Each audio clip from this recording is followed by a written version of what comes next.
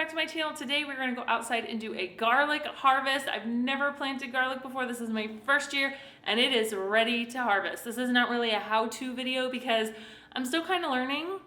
Maybe next year or the following year I'll be better at garlic and I can do a better video, but this is kind of like a trial and error thing that we're doing this year, but it is ready. And the reason why I'm starting here inside instead of outside is because it is so windy outside. It is like super windy, so the sound, sorry, the sun just like, woo, went in the window. Wow, it's bright.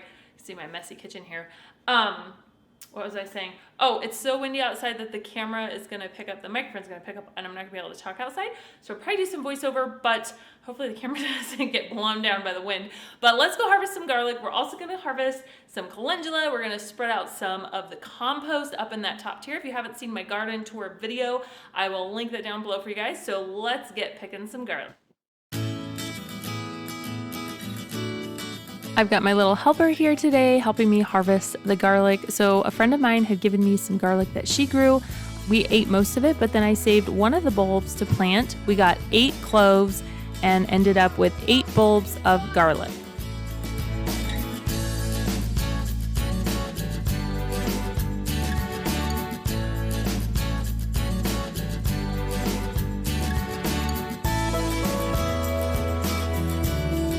This fall, I'm going to be planting the garlic in a different spot. This area doesn't really get a whole lot of sun, but this was my first year, like I said, growing garlic. I just love this garlic. It turned out so beautiful. So now we're just going to put it down in the basement to let it dry out a little bit, and then we can use some of it, and I'll plant some of it next fall. All right, now on to harvesting calendula. Calendula is such an amazing herb and it has so many wonderful properties. So I like to grow the flowers and then we just harvest them and I put them in the dehydrator and then I can make salve out of them.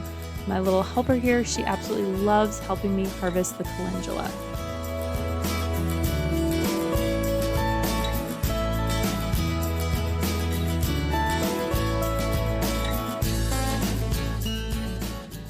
What did we just do? Picked garlic. These look like How many did carrots. we get? They look like carrots.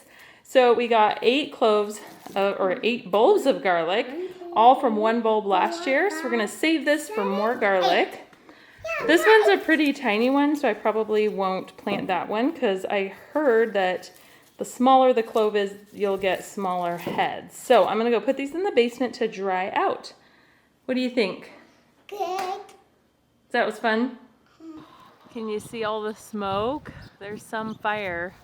You see the sun through the trees, but man, it's orange.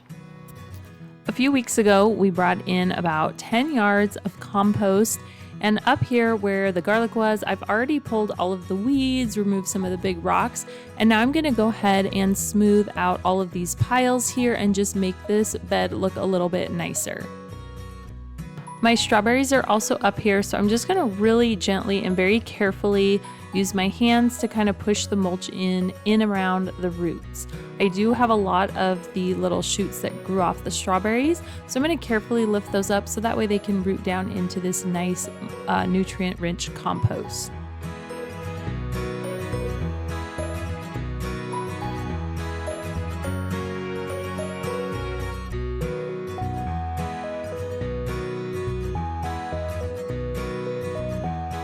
Last year, the birds ate my strawberries, so this year I covered it with netting, but now that the strawberries are done producing, I've taken the net down so that way it's easier to weed and maintain this area.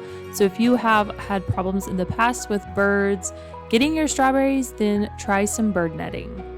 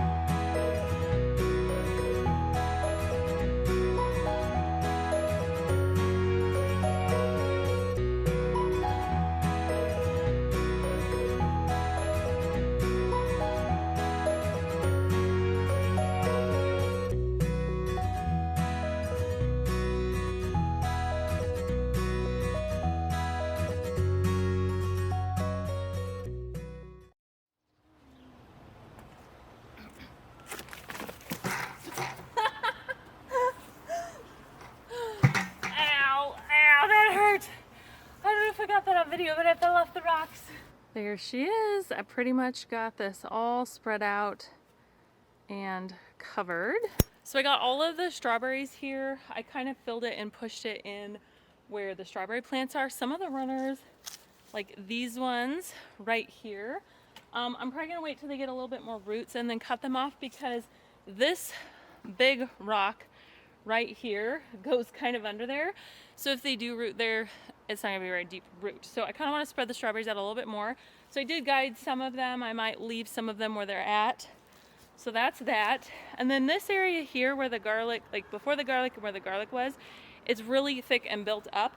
But as you can see, we have a lot of like erosion here along. So I left it mounded up right here, because if you watch my garden tour video, we might cover this whole area with compost and make that part of the garden.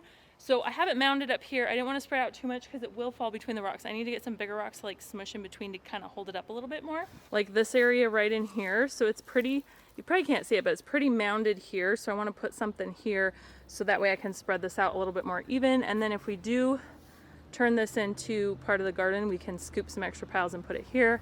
And then of course we have our big compost pile that we'll take from as well.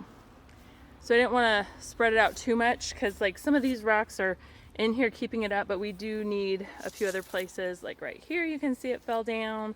So I just need to fill it in with some bigger rocks. So I hope you guys enjoyed this garden harvest and work with me. If you did, be sure to give it a thumbs up. Don't forget to subscribe.